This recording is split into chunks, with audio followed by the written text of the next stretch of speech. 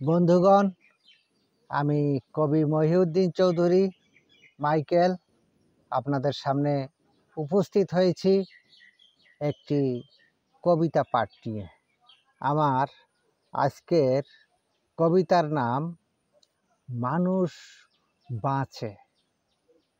আমার এই কবিতাটি আমি লিখেছিলাম ৩-২-১৯৮৩ খ্রিস্টাব্দে।